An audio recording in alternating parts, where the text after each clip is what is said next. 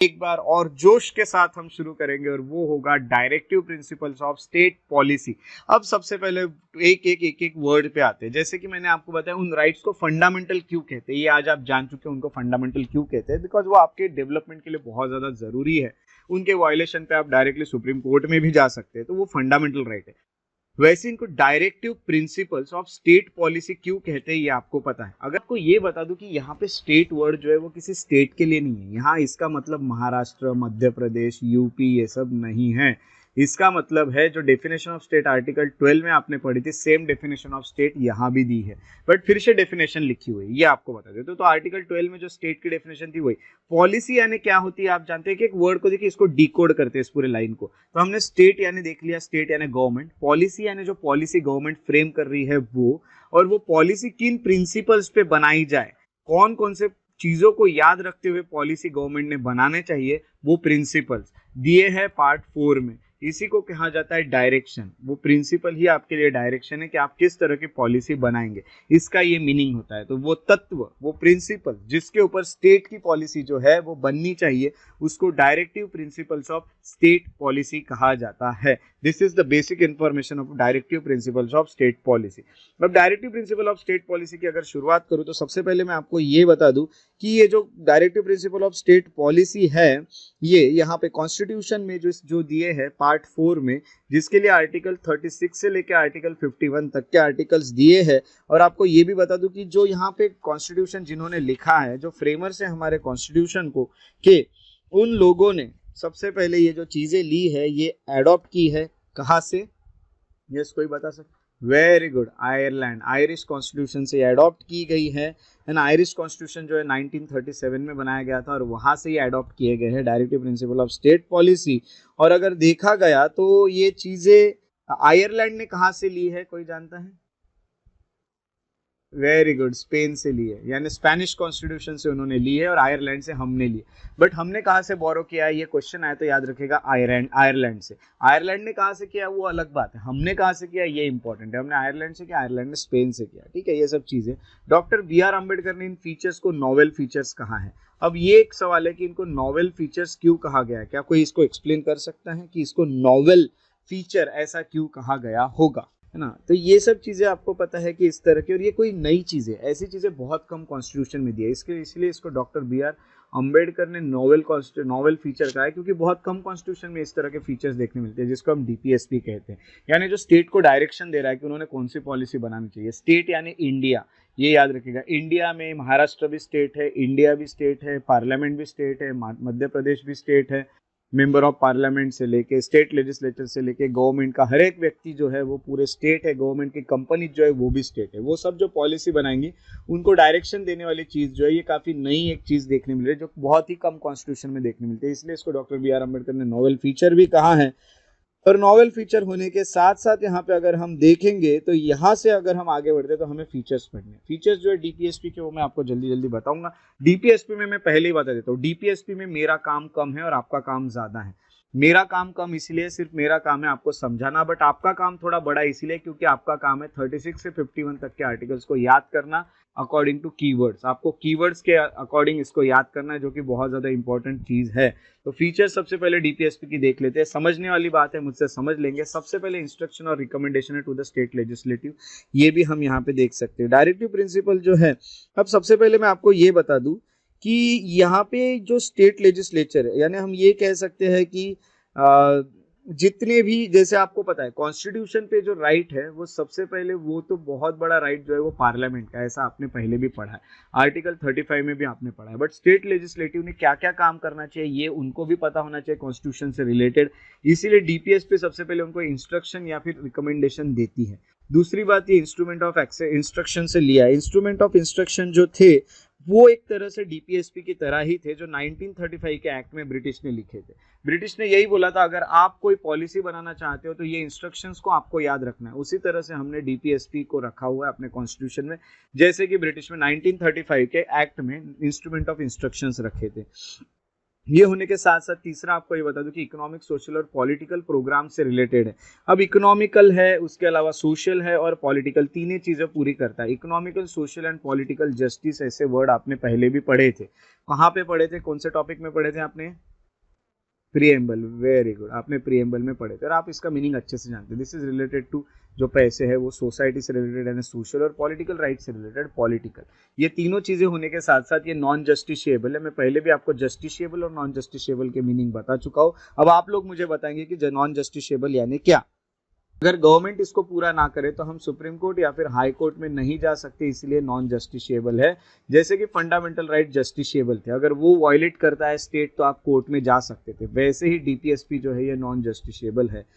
Government के ये direction दिए, इस प्रिंसिपल पे गवर्नमेंट ने पॉलिसीज बनाना चाहिए, बट अगर गवर्नमेंट ऐसी चीजों पे पॉलिसी नहीं बनाती है तो आप कोर्ट में नहीं जा सकते, यही इसका मीनिंग होता है, that is non justiciable in nature. अब ये जुडिशियरी की हेल्प करता है कहीं ना कहीं डिटर्मिनिंग वैलिडिटी ऑफ लॉ। आप जानते हो आर्टिकल 13 जो होता है ये जुडिशियरी को एक पावर देता है, जुडिशियरी को पावर दिया है जुडिशियल रिव्यू का। ये इसका मीनिंग आप अच्छे से जानते हैं। अगर पार्लियामेंट कोई भी ऐसा लॉ बनाता है जो आपके फंडामेंटल राइट को वायलेट करता है तो आप उसके खिलाफ हाई कोर्ट या सुप्रीम कोर्ट में जा सकते हो, ये आपको पता है। सॉरी, ये तो एक आपके पास राइट हो गया, बट जुडिशियरी के पास ये राइट है कि अगर कोई एक्ट आपके फंडामेंटल राइट को वायलेट करता है तो उस एक्ट पे जुडिशियल रिव्यू जुडिशियरी खुद लेके उसको नल या फिर अनकॉन्स्टिट्यूशनल डिक्लेयर कर सकती है। That is the right of judiciary, null है ना, अनकॉन्स्टिट्यूशनल डिक्लेयर करना। अब देखिए आर्टिकल 13 से जोड़ते हैं डीपीएसपी को। अब फॉर एग्जाम्पल XYZ नाम का कोई एक्ट गवर्नमेंट ने बनाया, XYZ नाम का एक्ट आपके फंडामेंटल राइट को वायलेट कर रहा है, तो जुडिशियरी क्या करेगी, ऐसे राइट को, ऐसे जो राइट एक्ट है उसको तो सबसे पहले बंद कर देगी। बट डीपीएसपी अगर वहां पे है तो वो चेक कर सकते हैं कि क्या डीपीएसपी पूरा करने के लिए तो नहीं बनाया है, जो प्रिंसिपल दिए है उसको पूरा करने के तो लिए नहीं बनाया है गवर्नमेंट ने। अगर वो दिख रहा है कि किसी प्रिंसिपल को पूरा करने के लिए गवर्नमेंट ने किसी एक्ट को बनाया है और वो फंडामेंटल राइट को वायलेट कर रहा है बट बहुत ज्यादा वायलेट नहीं कर रहा है, अगर वो चीजें ठीक है, जितना वायलेशन हो रहा है, अब इफ इट इज ओके, तो ऐसे लॉ को गवर्नमेंट, ऐसे एक्ट को जुडिशियरी कंटिन्यू भी कर सकती है। क्योंकि देखिए आप डायरेक्शन दे रहे हो स्टेट को कि आप इस पे पॉलिसी बनाओ, स्टेट पॉलिसी बना रहा है, बट वो पॉलिसी बनने के बाद वो एक्ट जब गवर्नमेंट बना रही है तो वो एक हाथ छोटे मोटे किसी फंडामेंटल राइट को आपके बहुत कम लेवल पे वायलेट कर रहा है, तो जुडिशियरी उसको फिर लेट गो कर लेगी। जुडिशियरी बोलेगी ठीक है भैया चलने दो, इतना सा तो वायलेट हुआ है ना, क्या फर्क पड़ रहा है। ऐसे वैलिडिटी ऑफ लॉ को चेक कर सकते हैं जुडिशियरी। तो ये है features of DPSP, features of directive principle. सबसे पहले फिर से एक बार बता दूं, ये इंस्ट्रक्शंस है, इंस्ट्रूमेंट ऑफ इंस्ट्रक्शन से लिए गए, इकोनॉमिक, सोशल और पॉलिटिकल चीजें पूरी करते हैं हमारे कंट्री में, नॉन जस्टिशिएबल है और उसके साथ साथ ये लॉ की वैलिडिटी चेक करने के लिए जुडिशियरी की हेल्प करता है। अब ये फीचर्स हो गए। फीचर्स के बाद अब हम आपके सब लोग जान लेते हैं कि क्लासिफिकेशन क्या होते हैं। क्लासिफिकेशन की अगर मैं बात करूं तो कुछ 3 तरह से क्लासिफाई किया गया है प्रिंसिपल्स को। मैं आपको एक आइडिया दे देता हूं जिससे आप खुद ही ढूंढ पाओगे कौन से क्या है। सबसे पहले आ रहे हैं सोशलिस्टिक प्रिंसिपल, दूसरे जो प्रिंसिपल है वो है गांधीयन प्रिंसिपल, तीसरे आते हैं लिबरल इंटेलेक्चुअल प्रिंसिपल। जो सोशलिस्टिक प्रिंसिपल है उसमें सोशलिज्म में जो चीजें आती है वो ज्यादातर उसकी बात की जाती है, जैसे लोगों के वेलफेयर के लिए काम करो, या फिर एक तरह से इक्वल डिस्ट्रीब्यूशन दो, इक्वल डिस्ट्रीब्यूशन ऑफ वेल्थ दो सोसाइटी को। सोशलिज्म जो बात करेगा पॉवर्टी को खत्म करो, या फिर ये बात करेंगे कि वर्कर्स के बारे में बात करेंगे, वुमेन के बारे में बात करेंगे, चिल्ड्रन के बारे में बात करेंगे। यानी हम ये कहेंगे कि ये लोग जो है वल्नरेबल सेक्शन ऑफ सोसाइटी, यानी ज्यादातर जो सोसाइटी है उसके बारे में ये बात करेंगे। वो लोग आ जाते हैं कहीं ना कहीं, हम कहेंगे, या फिर लोगों के हेल्थ के बारे में बात करेंगे, ये आ जाएंगे सोशलिस्टिक प्रिंसिपल्स। तो ये हो गए, या फिर वुमेन के हो गए, ओल्ड एज वाले हो गए, ओल्ड एज के अलावा सिक लोग हो गए, सिकनेस जिनके है वो सब हो गए, इन सब के बारे में, वर्कर्स और ये सब के बारे में जो बात करते हैं उनको कहा जाता है। पुअर के बारे में हो, चिल्ड्रन के बारे में, किसी के भी बारे में ये लोग जो बात करें सोसाइटी से रिलेटेड जो है उनको सोशलिस्टिक प्रिंसिपल कहते हैं। पहली चीज ये क्लियर, क्योंकि आगे मैं आपको पूछने वाला हूँ, मैं आपको डायरेक्टली प्रिंसिपल पढ़ाऊंगा और पूछूंगा आप बताइए आपको क्या लग रहा है, कौन से तरफ ये जाते हुए दिख रहा है। तो ये क्लियर हुआ सोशलिस्टिक वाले किन चीजों की बात करते हैं। यस, है ना। तो ये ये अच्छे से याद रखना एकदम, है ना। जिसने पॉवर्टी की बात करी वो सोशलिस्टिक प्रिंसिपल वाला, जिसने बच्चों की बात की वो यानी चिल्ड्रन वेलफेयर की बात की, वुमेन की बात की, welfare, equal distribution of wealth की बात की, हेल्थ की बात की, या फिर ओल्ड एज की बात की, सीकनेस की बात की, वो पूरे सोसाइटी की बात कर रहा है, वो सोशलिस्टिक प्रिंसिपल वाला होता है। दूसरे principal Gandhian principal, Gandhi ji जो थे वो ज्यादातर किस चीजों पे बात करते, जैसे कि नॉन वायलेंस, अगर नॉन वायलेंस की बात आ रही है तो गांधी जी, अगर वहां पे हम कहेंगे कि सेल्फ गवर्नमेंट की बात आ रही है तो गांधी जी हमेशा कहते थे कि सेल्फ गवर्नमेंट होना चाहिए, गांधी जी कहते थे नॉन वायलेंस होना चाहिए, गांधी जी कहते थे विलेज जो है विलेज का एक तरह से डेवलपमेंट होना चाहिए, गांधी जी ग्राम विकास कहते थे, गांधी जी कहते थे एजुकेशनल और इकोनॉमिक इंटरेस्ट ऑफ एससीज एसटीज, यानी हम कहेंगे कि जो भी बैकवर्ड यानी सेक्शंस माने गए हैं, सिटीजन्स के वीकर सेक्शंस माने गए सोसाइटी में, उनके बारे में यहाँ पे बात कर रहे हैं गांधी जी। जैसे शेड्यूल कास्ट के लिए उन्होंने हरिजन मूवमेंट और ये सब भी चलाया था। जो बात कर रहे हैं ड्रिंक्स और ड्रग्स को बंद करने की, या फिर हम कहेंगे इस तरह के जो प्रोडक्ट्स है जो भी आपको इंटॉक्सिकेटिंग ड्रिंक्स जिनको कहते हैं उन सबको बंद करने की, वो है गांधी जी। जो बात करते हैं नॉन वायलेंस की, गांधी जी। ये सब जो बातें जहाँ पे आई वो लोग हो गए नॉन या फिर जो छोटे मोटे इंडस्ट्रीज की बात कर रहे हैं, जैसे कि कॉटेज इंडस्ट्री, गांधी जी पता है आपको चरखा चलाते थे। कॉटेज इंडस्ट्री की बात कर रहे हैं, कॉटन की इंडस्ट्री छोटी मोटी, वो हो गए गांधी जी। तो ये है गांधी जी, गांधीयन प्रिंसिपल। ये सब चीजें आपको ढूंढना है क्या क्या रहेगी। सो गांधीयन प्रिंसिपल क्लियर सबको? यस। अब लास्ट चीजें बताऊंगा, लास्ट चीज बता के मैं डायरेक्टली मूव करूंगा डायरेक्टिव प्रिंसिपल्स की तरफ। लास्ट जो प्रिंसिपल्स यहाँ पे आते हैं वो है लिबरल इंटेलेक्चुअल। लिबरल इंटेलेक्चुअल यानी थोड़ी सी आज के जमाने की बात करने वाले, ठीक है। सोशलिज्म पुराना हो गया, गांधीयन पुराने हो गए। गांधी जी के वक्त उतना पोल्यूशन नहीं था, पोल्यूशन की बात गांधी जी नहीं करेंगे, पोल्यूशन की बात लिबरल इंटेलेक्चुअल वाले करेंगे। या फिर यूनिफॉर्म सिविल कोड, पूरे कंट्री को एक ही लॉ होना चाहिए, यूसीसी, ये बात करेंगे लिबरल इंटेलेक्चुअल वाले। या फिर ये चिल्ड्रन की बात करेंगे, अब सोशलिज्म वाले चिल्ड्रन के वेलफेयर की बात करेंगे, चिल्ड्रन के अर्ली एजुकेशन की बात करेंगे। यानी अगर पहले बातें भी हो रही होगी कि उनको 6 to 14 ईयर्स के तो 6 साल के पहले भी चिल्ड्रन को एजुकेट करो, ये लिबरल इंटेलेक्चुअल। आजकल आपको पता है चिल्ड्रन को जब से उनका जन्म होता है तब से ट्रेनिंग देना लोगों ने शुरू कर दिया है। तो ये बात करेंगे लिबरल इंटेलेक्चुअल वाले। एग्रीकल्चर, मॉडर्न वाली टेक्नोलॉजी की अगर बात की जा रही है, मॉडर्न टेक्नोलॉजी की, तो वो भी बात करेंगे हमारे जो लिबरल इंटेलेक्चुअल लोग हैं वो। एनवायरमेंट की अगर बात करेंगे तो लिबरल इंटेलेक्चुअल करेंगे। मॉन्यूमेंट्स को अच्छे से, गांधी जी थोड़ी बोले मॉन्यूमेंट्स, गांधी जी के वक्त के मॉन्यूमेंट्स एक तरह से देखा गया, हिस्ट्री है आखिरकार। मॉन्यूमेंट्स को आज भी अच्छा रखने की बात करेंगे लिबरल इंटेलेक्चुअल लोग। या फिर हिस्टोरिकल प्लेसेस को, या फिर जुडिशियरी को सेपरेट करने की बात करेंगे एग्जीक्यूटिव से, जुडिशियरी एग्जीक्यूटिव को अलग करने की बात करेंगे, वो होंगे लिबरल इंटेलेक्चुअल लोग। या फिर जो लोग बात करेंगे इंटरनेशनल पीस के बारे में, यानी पूरे वर्ल्ड में शांति हो, वॉर ना हो, वो लोग रहेंगे लिबरल इंटेलेक्चुअल लोग। तो ये हो गई तीसरी कैटेगरी, जो इन चीजों की बात करते हैं वो होते हैं लिबरल इंटेलेक्चुअल प्रिंसिपल। तो यहाँ पे देखिए, ये जो है आपके नोट्स में मैं इंक्लूड करा दूंगा, यहाँ मैंने नंबर्स लिख के रखे डायरेक्ट आर्टिकल्स के, बट ये नंबर्स नहीं भी पता रहे तो भी आप इजीली पहचान सकते हो अभी, क्योंकि मैंने आपको अभी बता दिया है कौन किसकी बात करता है। तो चलिए हमारे स्टेट ने क्या क्या काम करने चाहिए ये देख लेते हैं। तो ये टॉपिक ऐसा है कि इसको खत्म करने को ज़्यादा टाइम नहीं लगता है, अब टाइम ज़्यादा नहीं लगेगा इसको खत्म करने को, बट एक ही चीज़ है कि आपको याद करने को थोड़ा टाइम लग सकता है, इसलिए मैंने बताया मेरा काम कम है और आपका काम ज़्यादा है। तो आज ही हम फंडामेंटल ड्यूटीज़ भी शायद कंप्लीट करने वाले हैं, क्योंकि ये टॉपिक्स जल्दी खत्म होते हैं। अब क्या है, सीधे सीधे मुझे आपको आर्टिकल समझा के देने और कीवर्ड आपको बताऊंगा मैं। वो कीवर्ड्स आपको हो सके तो आप अपने अभी आपके पास कुछ पेजेस लेके बैठिए, कुछ पेन लेके बैठिए और आप कीवर्ड लिखते रहिए। कीवर्ड लिखते रहेंगे तो आपको याद करने में इजी जाएगा, आपको अलग से कीवर्ड लिखते नहीं बैठना पड़ेगा। तो चलिए डीपीएसपी की बात करते हैं। डीपीएसपी में सबसे पहला जो आर्टिकल है वो है आर्टिकल 36। आर्टिकल 36 से शुरू होते हैं। आर्टिकल 36 बात करता है definition of state. Definition of state में यहाँ पे नहीं बताऊंगा, क्योंकि जो मैंने फंडामेंटल राइट्स में आपको पार्ट 3 में डेफिनेशन ऑफ स्टेट बताई थी, सेम यहाँ पे डेफिनेशन ऑफ स्टेट है। स्टेट में 4 मैंने बताए थे, ABCD, 4 कौन कौन है वो चीजें आपको अच्छे से याद है, बता देता हूँ। पार्लियामेंट, स्टेट लेजिस्लेचर, सी पे हमने देखा कि लोकल बॉडीज, और डी पे देखा कि गवर्नमेंट की कंपनीज, पब्लिक सेक्टर अंडरटेकिंग्स या पब्लिक सेक्टर एंटरप्राइजेस, ये सब अभी आपको पता ही है, तो ये मुझे आपको बताने की जरूरत नहीं है। चलिए मैं डायरेक्टली आगे बढ़ता हूँ, और जो आगे बढ़ूंगा मैं वो होगा आपका अभी आर्टिकल 37 की तरफ। अब मैं आर्टिकल 37 की ओर आता हूँ, और 37 जो है वो कहता है कि DPSP are non justiciable but are fundamental in governance of country. Yes, क्योंकि जो गवर्नमेंट होती है, जो पॉलिसी बना रही है, उस गवर्नमेंट को ये तो पता होना चाहिए कि किन चीज़ों के ऊपर, किन प्रिंसिपल्स के ऊपर के अकॉर्डिंग वो अपनी पॉलिसी बनाए। इसीलिए ये बहुत ज्यादा फंडामेंटल है कंट्री को चलाने के लिए, बट ये अगर गवर्नमेंट नहीं कर पाए तो ये जस्टिसेबल नहीं होगा। क्या कोई एक्सप्लेन कर सकता है कि इसको हमारे कॉन्स्टिट्यूशन मेकर्स ने जस्टिसेबल क्यों नहीं बोला होगा? Yes, very good.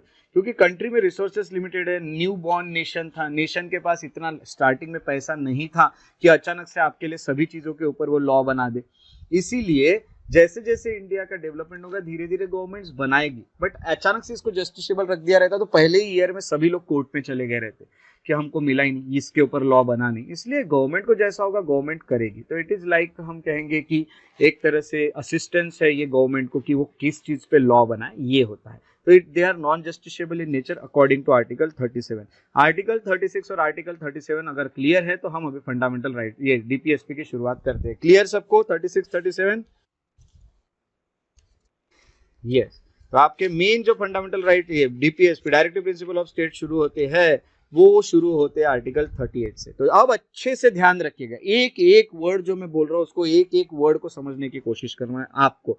कीवर्ड्स भी मिलेंगे, सब कुछ मिलेगा। आर्टिकल 38 से तो आर्टिकल 51 तक fundamental rights sorry DPSP mainly होते हैं।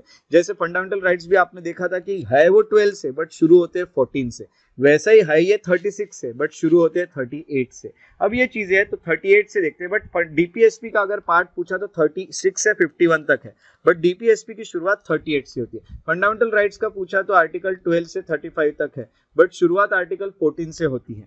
ठीक है, क्योंकि पहले दो आर्टिकल्स में कुछ अलग सी चीजें दी है। अब अगर हम आते हैं आगे तो हमें 38 में भी कुछ चीजें देखने मिलती है कि स्टेट को क्या करना चाहिए। तो मैंने आपको पहले बताया कि स्टेट को क्या करना चाहिए, क्या पॉलिसी बनाना चाहिए, उसको लेके गाइड कर रहे हैं ये।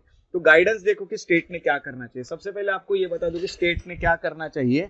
तो स्टेट ने सबसे पहले स्टेट की ये ड्यूटी है कि लोगों के वेलफेयर के लिए काम करे। India is a welfare nation है ना, ये for the people welfare of people India work करता है। इंडिया कोई पुलिस स्टेट नहीं है कि इंडिया इधर उधर के ऊपर ध्यान देगा। इंडिया का एक ही काम है कि कल्याणकारी राज्य यानी welfare state. India is a welfare state, तो लोगों को वेलफेयर, लोगों के लिए काम करेगा, इनइक्वालिटीज को कम करेगा। किस चीज में? इनकम में जो इनइक्वालिटीज है, जिसको हम इकोनॉमिक वेलफेयर कहेंगे, स्टेटस जिसको हम सोशल वेलफेयर कहेंगे, फैसिलिटीज, अपॉर्चुनिटीज। अब ये सब जो चीजें आ रही है, पॉलिटिकल हो या कोई भी अपॉर्चुनिटी हो, आपको सबको एक जैसी मिलेगी। सो जितना हो सके स्टेट ने लोगों के इनकम में इनइक्वालिटीज कम करनी चाहिए। ऐसा नहीं होना चाहिए कि एक इंसान 10 करोड़ कमा रहा है और दूसरा इंसान 10 रुपए भी नहीं कमा पा रहा है। Not like that. इतनी बड़ी इनकम गैप नहीं होनी चाहिए। हमेशा गवर्नमेंट ने कोशिश करनी चाहिए कि कुछ पॉलिसी बना के इस इनकम गैप को खत्म कर सके गवर्नमेंट। उसके अलावा जैसे इनइक्वालिटीज ऑफ इनकम के लिए फिर गवर्नमेंट इनकम टैक्स लेना शुरू करती है। जितनी हायर इनकम उतना ज्यादा इनकम टैक्स आपसे लेती है। तो ये थोड़ा सा कैसा है कि जिसकी कम इनकम है वो कम पे करेगा, बट जो ज्यादा कमा रहा है वो ज्यादा पे करेगा। ये सब चीजें होती है। तो ये गवर्नमेंट की कोशिशें चलते रहती है। तो यही है गवर्नमेंट की ड्यूटी, स्टेट की ड्यूटी को इनइक्वालिटीज ऑफ इनकम को कम करे, स्टेटस को कम करे, इनइक्वालिटीज इन स्टेटस। जैसे कि यहाँ पे होगा कोई रिच है, कोई पुअर है, कोई मेल है, कोई फीमेल है, तो कोई बड़ा व्यक्ति कोई बड़े पोस्ट पे तो कोई छोटे पोस्ट पे, जो भी है सबको इक्वल ट्रीट करना चाहिए लॉ के सामने, जो भी, और सबको इक्वल फैसिलिटीज भी इस देश में मिलनी चाहिए। और अगर कोई अपॉर्चुनिटी आ रही है, पब्लिक एम्प्लॉयमेंट में अपॉर्चुनिटी नहीं है, कोई भी अपॉर्चुनिटी आ रही है तो वो सब तक पहुंचनी चाहिए। ये आर्टिकल 38 कहता है। आर्टिकल 38 के लिए आपका जो कीवर्ड बन रहा है वो है वेलफेयर ऑफ द पीपल। और उसके साथ साथ अगर और भी आपको कीवर्ड याद रखने हैं तो यहाँ हम कह सकते हैं कि inequalities in income, status, facilities and opportunities. ये, या फिर इनइक्वालिटीज नहीं भी याद रखा तो इनकम, स्टेटस, फैसिलिटीज, अपॉर्चुनिटीज में इक्वालिटी लाना, that is the keyword. Welfare of people और उसके साथ साथ इनकम, स्टेटस, फैसिलिटी, अपॉर्चुनिटी। ये है आर्टिकल 38। आर्टिकल 38। अब आप लोगों की बारी, बताइए आर्टिकल 38 को देख के आपको क्या लग रहा है, कौन से प्रिंसिपल में जाते हुए दिख रहा है?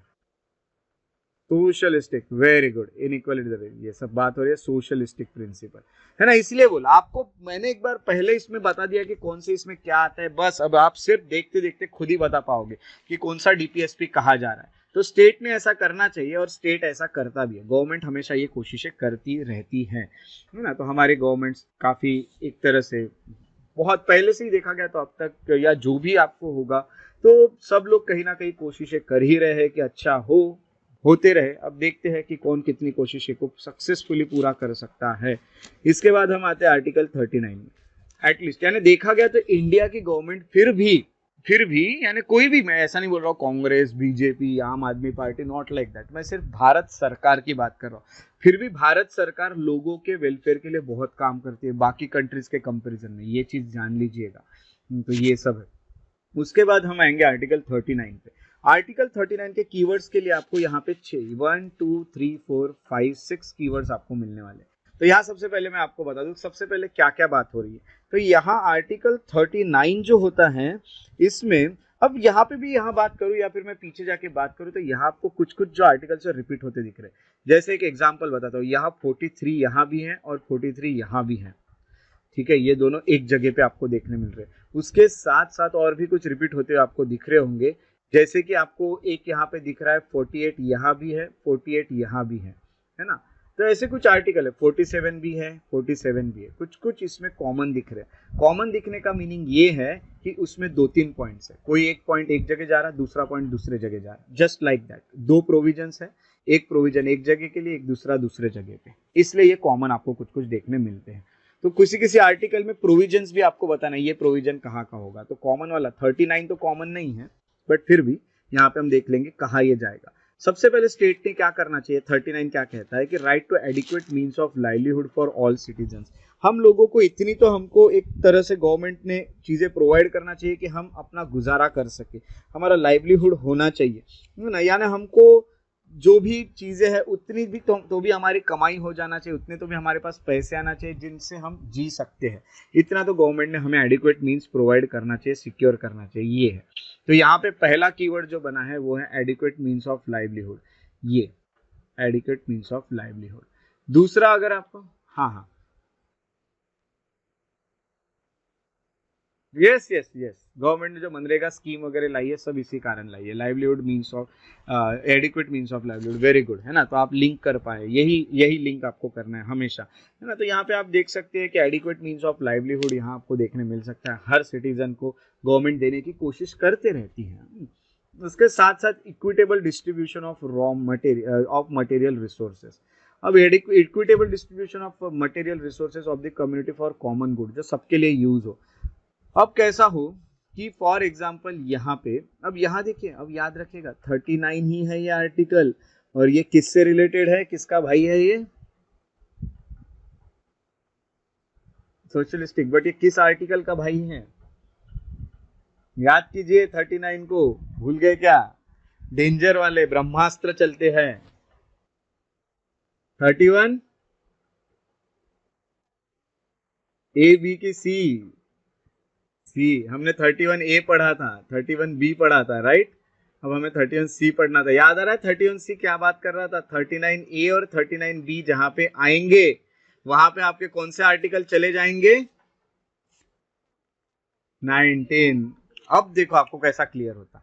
31C कहता था अगर गवर्नमेंट 39B और 39C को लेके लॉ बनाती है तो आप चिल्ला नहीं सकते कि 14 और 19 वायलेट हुआ। अब देखो कैसे इक्विटेबल डिस्ट्रीब्यूशन होगा। अब मैं आपको एक एग्जांपल देता हूं। फॉर एग्जांपल ए नाम का पर्सन है, उसकी कोई लैंड है, ये इतनी लैंड उसके पास है, अचानक से पता चला कि इस लैंड के नीचे कोयले की या फिर गोल्ड की खदान है, गोल्ड माइंस निकले इस लैंड के नीचे। तो क्या ये गोल्ड जो है वो ए को मिलेगा क्या, मिलेगा क्या, नहीं। किसका होगा ये, गवर्नमेंट का हो जाएगा। यानी ये लैंड जो है ये किसके पास चले जाएगी, पूरी की पूरी गवर्नमेंट, स्टेट के पास, है ना, चलेगी स्टेट के पास। यानी ऐसे केसेस में गवर्नमेंट ये लैंड खुद रख लेगा, क्योंकि इसके नीचे जो भी मटेरियल रिसोर्सेस मिले ये इसके अकेले के नहीं है, तो ये सबके लिए यूज होने चाहिए। गवर्नमेंट के पास गए यानी पब्लिक के हो गए वो, यानी सबके हो गए। अब यहाँ से जो पैसा आएगा वो पब्लिक वेलफेयर के लिए यूज होगा। अब क्या हुआ, अब अच्छे से, अब ये पॉइंट को अच्छे से समझना है। मैंने बोला कि मटेरियल रिसोर्सेस ए नाम के व्यक्ति के जमीन के नीचे निकली, तो गवर्नमेंट ने इसकी जमीन जो है वो ले ली, गवर्नमेंट ने इसकी जमीन ले ली। बट यहाँ पे बी नाम का इसका पड़ोसी है जिसके जमीन के नीचे कुछ भी नहीं है। अब ए ये नहीं बोल सकता right to equality before law, यानी ए अगर मेरी जमीन आपने ली तो बी की जमीन आप ले लो। क्लियर। तो इसका कौन सा राइट गया, कौन सा राइट गया, 14 गया, है ना। अब 19 कैसा गया कि ये बोल रहा है मुझे सेटल डाउन होने का राइट है, मुझे यहाँ पे ऑक्यूपेशन में गोल्ड माइंस चलाऊंगा, मुझे बोलने का अधिकार है, ये करने का अधिकार है। कौन सा है ये राइट? 19 गया। 19 क्लियर। तो इसीलिए मैंने बोला जहां पे 39 ए आएगा, बी आएगा, वहां पे 14 और 19 जाएगा। अब मुझे एक बार बता दो सब, ये पहला पॉइंट जो बी को लेके था, ये क्लियर हुआ सबको? क्लियर है ना? इसलिए अभी अगर मैं उस दिन आपको 31C पढ़ाता तो आप कंफ्यूज हो जाते, इसीलिए मैंने बोला पढ़ते पढ़ते हम पढ़ेंगे। काफी सारी चीजें पॉलिटी में ऐसी है जो आगे जाके क्लियर होती है। अब दूसरी बात, एग्जांपल लेके ये सी भी जहां आएगा वहां भी आपका 14 और 19 जाएगा, ऐसा आर्टिकल 31C कहता है। अब देखो, prevention of concentration of wealth and means of production. अब सबसे पहले कॉन्सेंट्रेशन ऑफ वेल्थ की बात करें। अब यहाँ पे मैंने कोई एक कंपनी सेटअप की, ए नाम का पर्सन है, उसने एबीसी नाम की कंपनी डाली है। ये कंपनी अचानक से बहुत ग्रो कर गई और ये करोड़ों कमाने लग गई, बहुत पैसा आने लगा इसके पास। तो गवर्नमेंट इसके ओनरशिप ले सकती है। याद आ रहा है 31A है ना? ताकि ए नाम का पर्सन अकेला इतना रिच ना हो जाए कि बाकी किसी को कुछ भी ना मिले, तो गवर्नमेंट ये रोक सकती है। तब ये नहीं चिल्ला सकता कि मेरी ही क्यों ली, बी नाम के पर्सन की भी पीक्यूआर नाम की कंपनी थी, उसकी भी छीनो ना। ये नहीं बोल सकता क्योंकि उसका आर्टिकल 14 गया, और वो कुछ बोल भी नहीं सकता कि उसका 19 भी गया।